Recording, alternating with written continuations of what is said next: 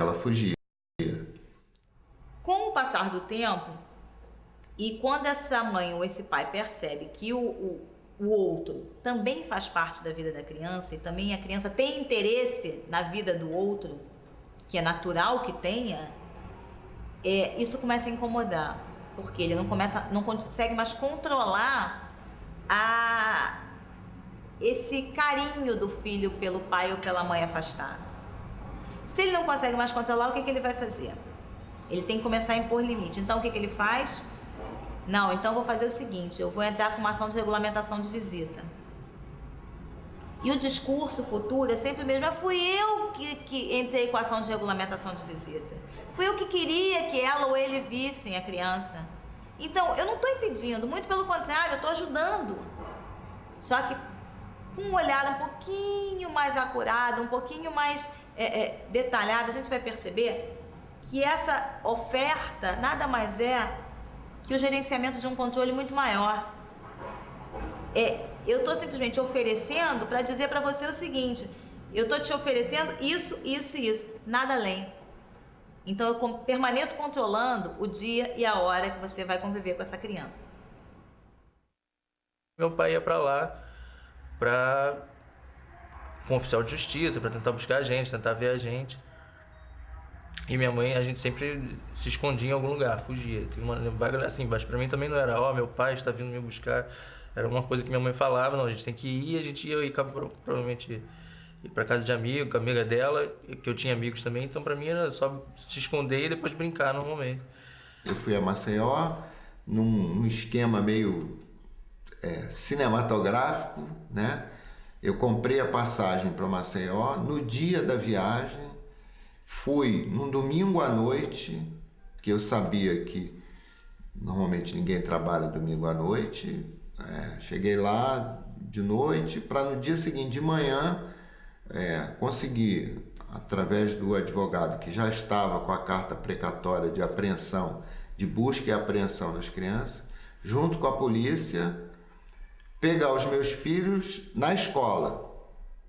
Eu estava me preparando para ir pro colégio e aí minha mãe, minha madrinha, não lembro, disse que a gente tinha que sair porque meu pai estava na cidade, enfim, veio buscar a gente. Aí eu entrei no carro acho que com a minha mãe, fui pro colégio para ver se ainda dava tempo de encontrar meu irmão. Só que meu pai já estava levando meu irmão. E ficou marcado porque meu irmão assim, meu irmão eu tinha um convívio sempre, então de uma hora para outra já não tinha mais meu irmão. Ele sumiu, então fez uma falta. Quando eu consegui trazer o Leandro, né, por várias vezes eu ouvi as pessoas falando com ele de que iam resgatá-lo do pai, né? A gente vai tirar você daí, não se preocupa. Mas meu irmão ficou 2 ou 3 anos aqui no Rio com meu pai, e depois ele voltou para lá. E ele voltou muito diferente, assim, 3 anos, acho que também por causa da idade, passou de 12 para 15, enfim. Aí ele voltou, mas a gente tinha um relacionamento diferente. A gente era um pouco mais velho, ele ficou mais fechado, mais duro. A gente acabava brigando mais do que brigava antes. Não tinha mais aquele companheirismo de criança. Nesse início da separação, até antes de conhecer a Daniela, eu pegava meus filhos normalmente. Ia para onde nós morávamos anteriormente, levava para eles, fazia, né, a comida lá do meu jeito, né, para eles, fazia tudo normal, né? Eles dormiam lá em casa, levava para o parque, tudo que fazia antes, né? E eles sempre me perguntavam, né, pai, você está namorando com alguém?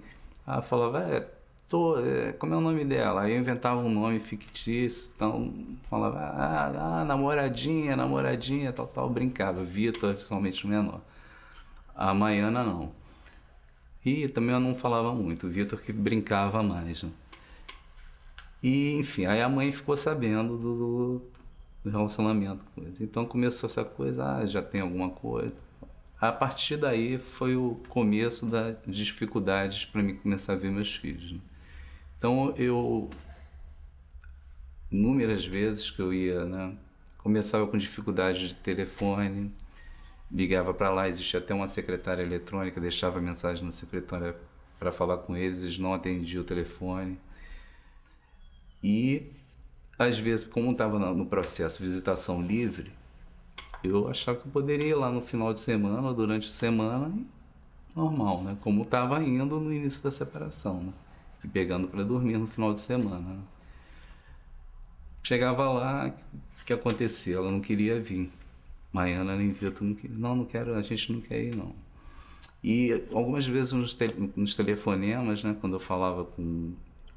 Não, não quero ir não, pai. É aquela safada, referindo a minha companheira atual, né? Um momento crucial após a separação é quando surge, quando uma das pessoas tem um relacionamento novo. Arranja um namorado, uma namorada ou se casa. Isso é um sinal de quê? De que o divórcio, a separação veio para ficar. Não tem mais possibilidade de retorno. Então, isso é duro para a pessoa que ainda tem uma expectativa e é duro para a criança, porque a criança, se você perguntar a uma criança o que você... quase 100% das crianças respondem que queriam que o pai e a mãe estivessem juntos. Hoje em dia, as pessoas casam, recasam. Então a madrasta ou padrasto é alguém que vem somar a vida dessa criança, vem trazer a ela outras referências de família, né, outros avós. Essa família cresce, as referências afetivas, culturais, essa criança cresce. Mas, na perspectiva daquele que está ressentido e que tem uma ideia de família muito tradicional, ela não, essa outra família, essa outra referência não é uma coisa legal para o filho dela. Tal. Ainda está presa àquela ideia da família nuclear, né, que se rompeu. Chamava a mãe, poxa, fala com eles não estão querendo ir. Ah, não posso fazer nada, eles não querem ir, eu não posso fazer nada. Eu falei, pô, mas você é responsável por eles, você tem responsabilidade por eles, você deve educar e ensinar eles a ir com o pai. Não posso, ser problema seu, você resolve com eles. Falou assim, Maiana, fala com seu pai que você não quer ir. Aí foi assim, eu lembro assim, né, foi assim, super que ela caiu em prantos, né? Maiana naquela idade, né? E eu abracei ela, né? E Vitor pequeno, né? Se junta, né? A pessoa testemunha também chorou, foi aquela situação ali, né? Ela não aguentou falar, né? Ela não sentiu vontade de falar aquilo ali, né? De que não queria ir. E nesse meio tempo, né? Consegui pegá-los, a partir daí, né? Consegui pegar, mas era assim, era como diz, pai McDonald's, né? Pai de lanchonete, pai de pracinha, não podia levá-los para casa para dormir. Teve uma vez que eu peguei o carro para eles, né? Vamos aonde, então? Ah, vou levar vocês num lugar diferente. Já estava morando ia trazer eles para cá, né? Para casa. E quando eles perceberam, o Vitor quase que, pai, para esse carro, senão eu vou pular do carro. Começaram a pular querer abrir o carro. Eu falei assim, não, Vitor, a gente vai lá em casa só para vocês conhecerem e tal. Eles ficaram nervosos, ficaram... Maiana também, não, pai, não vamos, nós não vamos. Então já me preocupou mais esse pânico, já me preocupava a coisa, mas estava conversando. Nesse meio tempo, o processo estava continuando a rolar, o ano estava se passando, passou o Dia dos Pais, muitos dias dos pais que eu não convivi com eles, aniversários deles que não pude passar com eles, e nem ao menos falar no telefone, né? Ela começa de fato a duvidar do amor daquele pai, né? Do carinho daquela madrasta, e aí ela começa a repetir as frases ditas pela pessoa que tem a sua guarda, mãe ou pai, e E aí está instaurado o processo de alienação. Eu só ligava pra ele pra pedir dinheiro.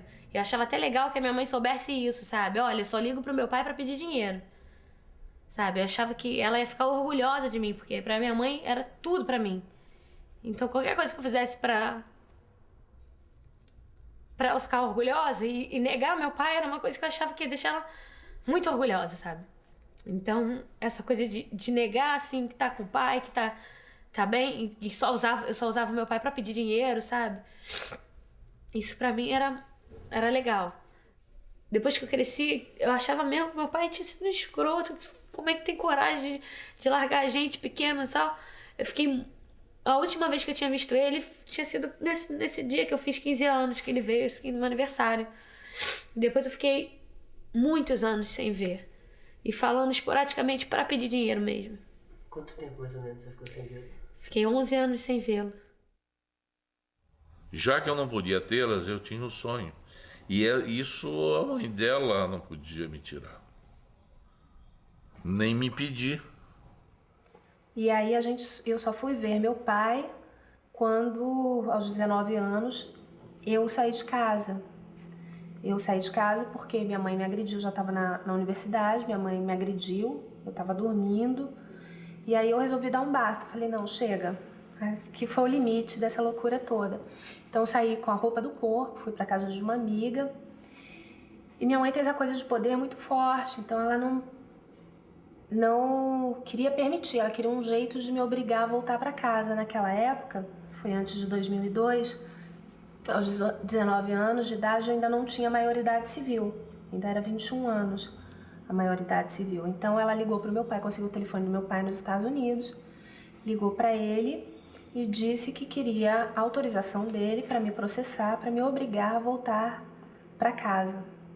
E eu disse para a mãe que não dava procuração nenhuma. De repente eu recebi um telefonema do meu pai dizendo assim, ó, sou seu pai, eu tô aqui, apesar de você pode até não gostar de mim, mas eu vou te dar apoio que você precisar. E consegui, chamei as duas para irem aos Estados Unidos me conhecer. Aí a Daniela foi. E depois foi a Carla. Em alguns momentos eu pensava assim, e se isso tudo for uma tática do mal, né? E se ele estiver só fazendo uma encenação agora para se vingar da minha mãe? Porque minha mãe eu já sei que ela não serve para mim, mas e ele? Será que serve?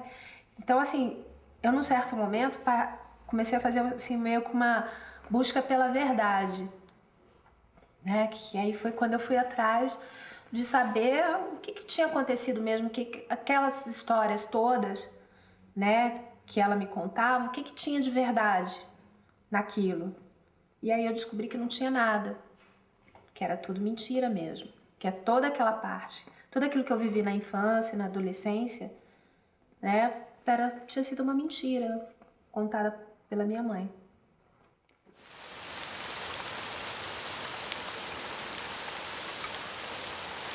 Julguei ter encontrado meu limite.